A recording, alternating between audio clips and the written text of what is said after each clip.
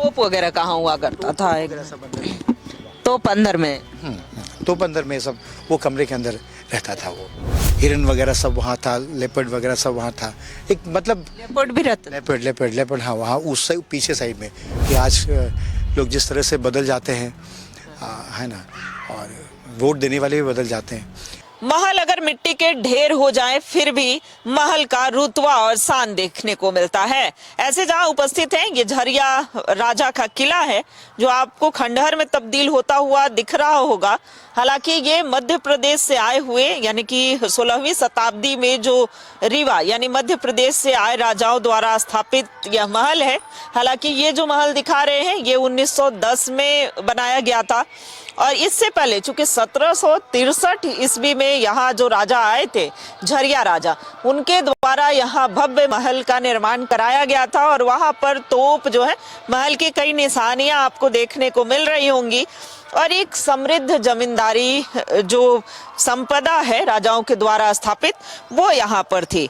आज भी यहाँ पर जो दुर्गा पूजा और शाही परिवार के जो वंशज हैं वो निवास करते हैं। ऐसे में देखिए, शाही परिवार के ही वंशज से बात करते हैं। पहले तो चलते चलते भैया हम चाहेंगे कि महल को भी दिखाया जाए, क्योंकि अब तो धीरे धीरे खंडहर में ये भले तब्दील हो रहा हो, लेकिन आज भी कई निशानियां जो है, कई अमीर छाप इसकी देखने को मिल रही है। तो ऐसे में कब आपके पूर्वज, कब आपके वंशज यहाँ पर आए थे? देखिए यहाँ पर लिखा हुआ है, आवास राजवधु माधवी सिंह राज परिवार झरिया। अब जो कुल यहाँ रहने वाले लोग जो हैं इस महल में, इस खंडहर में, अभी कितने लोग रह रहे हैं? अभी यहाँ हम लोग तकरीबन 20 लोग तो होंगे ही। काउंट तो नहीं किया मैंने, छोटे बच्चे मिला के बड़े मिला के 20 लोग तो होंगे अभी। और कुछ लोग बाहर भी हैं, मतलब कोई बनारस में रहते हैं, कोई रांची में रहते हैं, कुछ उड़ीसा में भी हैं। इस तरह से हमारा परिवार फैला हुआ है। और ये कब, इस महल का निर्माण कब हुआ था? हम चाहेंगे चलते चलते। इस महल का निर्माण वही 1910 के करीब में हुआ था ये। और इससे पहले वाला जो महल है जो जर्जर अवस्था, अब तो उसकी बिल्डिंग या किला नहीं दिख पाता है, वो कब हुआ था? वो वही 1700 के करीब में था, वो 1700 शताब्दी। हाँ, बीच में एग्जैक्ट फिगर तो नहीं मालूम है, बट 1700 के बीच में 1730s में होगा मेरे ख्याल से। तो वो आपका यहाँ से जाएंगे सीधा होके, वो दुर्गा मंडा है वहाँ, सबसे पुराना हम लोग का आदि पूजा परंपरा है, दुर्गा पूजा होता है वहाँ पे। वहीं सबसे पहले हम लोग रुके और वहाँ सबसे पहले बिल्डिंग वहीं बना। ठीक है। कौन सबसे पहले यहाँ पर कौन आए थे, इसकी कहानियां तो सुनते होंगे, और जब आपका बचपन बीता इस किले में तो वो कैसा हुआ करता था? उस वक्त तो भाई अभी तो मैं भी तो बहुत पुराना नहीं हूँ, 20-25 साल 30 साल पुरानी बात है। तब तो इससे हालत अच्छी थी, इतना टूटा फूटा नहीं था और काफ़ी कुछ ये स्पेस वगैरह उस वक्त था। जैसे अभी आप घुसे अंदर तो इधर में देखे होंगे बिल्डिंग बन गया है, उस वक्त खाली था, हम लोग खेलने के लिए भी था और बाउंड्रीज भी काफ़ी कुछ ठीक था उस वक्त। तो उस हिसाब से लोग भी रहा करते थे, ये सब जो था हालत भी अच्छी थी। और चूँकि बाद में बहुत ज़्यादा ब्लास्टिंग कंटिन्यूस होता गया, उस वजह से डैमेज हो गया। तो ये मैंने देखा है। और उसके पहले जो हमारे फादर लोग थे उस वक्त तो समझिए कि जमींदारी ही थी और सब कुछ था। दादाजी के द्वारा कई कहानियां भी आपको सुनने को मिलती होंगी, क्योंकि राज परिवार से जुड़े रहे। इससे जुड़ी क्या कहानी और पता चली, कैसे मध्य प्रदेश से यहाँ पर पहुँचना हुआ?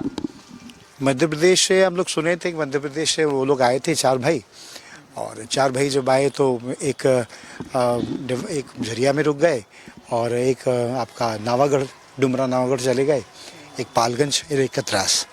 ये 4 परिवार हैं।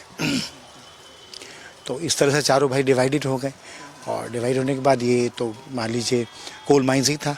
हमारे जो ग्रैंडफादर थे, मैंने ग्रेट ग्रैंडफादर मान लीजिए, वो दुर्गा प्रसाद सिंह थे, वहाँ उसमें उस गढ़ में रहते थे, वहीं उन्होंने निर्माण करवाया और दुर्गा पूजा की परंपरा भी उन्होंने शुरू की। वहाँ पर मंदिर भी बनाया, महल। आज भी दुर्गा पूजा होती है? हाँ, आज भी होता है।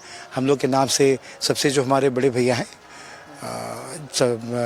उनके नाम से और हम सब के नाम से संकल्प होता है। कमेटी, जबकि उसको कमेटी चलाती है आज वहाँ पे, पर संकल्प वगैरह सब हम लोग के नाम से होता है। जो बलि प्रथा से तब से चली आ रही सदियों से, उसको आज भी लोग वहाँ के लोगों ने मेंटेन कर किया है संकल्प हमारे नाम से होती है, हम लोगों के नाम से होती है, और फिर बलि प्रथा शुरू होती है, और सारा पूजा भी बड़ा विधि पूर्वक आज भी होता है।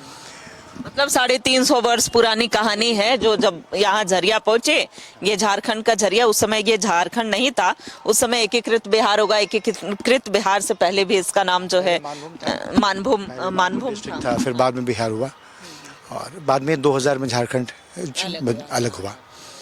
तो इस तरह से था। उस वक्त तो हम लोग सुने थे कहानी कि ये सब जितना कमरा आप ये नीचे देख रही है ना, अभी जो ये लोग हैं, ये सब स्टाफ रूम्स थे, वहाँ लोग काम करते थे, स्टाफ लोग। यहाँ एक घंटा घर हुआ करता था, ऐसा हम लोगों ने सुना है, घंटा घर हुआ करता था। और दोपहर के वक्त वहाँ सिपाही हुआ करते थे, घंटा बजाया करते थे। तो ये इंटरवल का टाइम था, दोपहर में लोगों को खाना होता था, सारे स्टाफ जाते थे अंदर, उन लोग काले के किचन था, वहाँ वो खाते थे। सुबह अगर वो ब्रेकफास्ट करके आ गए तो दोपहर खाना यहाँ खाए, और रात में एक ही बार जाते थे। तो इस तरह से था।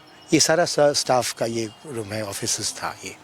और ऊपर भीतर में तो हम लोग का परिवार सब रहता था। और ये मान लीजिए सामने वाला वो टेनिस का ग्राउंड है, टेनिस कोर्ट था, ऐसा सुना है मैंने। और ये इधर बाउंड्री था, और ये जो यहाँ से शायद आपको दिखेगा नहीं, जाइए तो ये जलरी था, और यहाँ से एक बाउंड्री से सीधा ऐसे चला गया था दूर तक, है ना। और ये सीढ़ी बनी हुई थी, बाउंड्री से ऐसा सीढ़ी बना था, और ये जल एकदम क्रिस्टल क्लियर पानी था इसका। तो यहाँ से पानी पूजा में हम लोग का इस्तेमाल होता था, यहाँ जलरी ये तालाब वाला।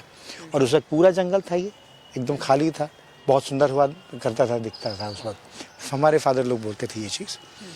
और ये तो टेनिस ग्राउंड था, यहाँ वो टेनिस खेलते थे, लॉन टेनिस ग्राउंड है ये।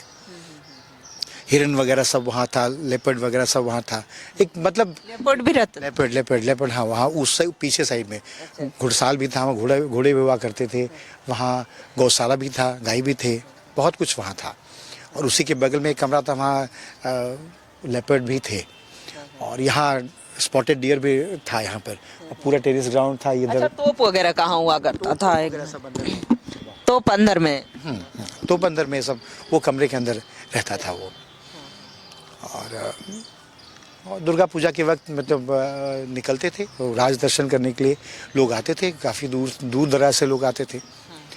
क्योंकि झरिया हम लोग का तो बहुत बड़ा मौजा में आता है ना, झरिया लगभग 350-400 मौजा का ये झरिया था हम लोग का। तो उतने दूर दराज से गांव से भी लोग राज दर्शन के लिए यहाँ आते थे।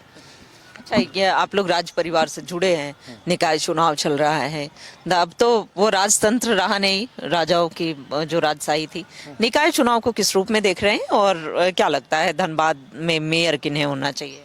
ये तो बड़ा अनिश्चित है कहना, कि हम नहीं कह सकते कि कौन जीतेगा, क्योंकि आज लोग जिस तरह से बदल जाते हैं, है ना, और वोट देने वाले भी बदल जाते हैं। तो बड़ा यह कहना बहुत मुश्किल है कि किसको कितना वोट मिलेगा, राइट। तो भी एक अनुमान मैं नहीं बोल सकता, क्योंकि दावेदार तो देख रहे हैं, संजीव सिंह भी यहाँ खड़े हैं, शेखर अग्रवाला भी हैं, इस तरह से 2-3 तो बहुत मजबूत दावेदार लग रहे हैं। तो इस पर मैं किस तरह से पर्सनल कोई कमेंट नहीं कर सकता।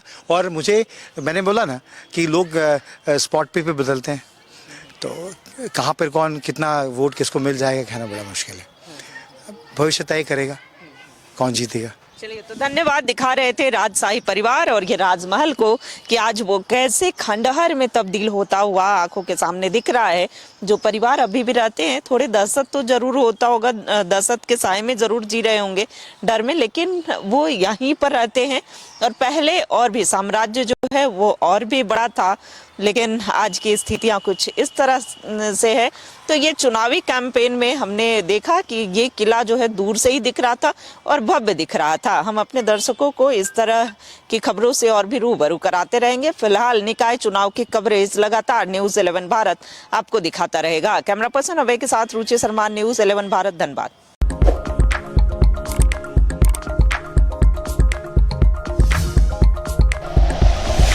Like and share videos, subscribe करें हमारा चैनल और प्रेस करें बेल आइकॉन।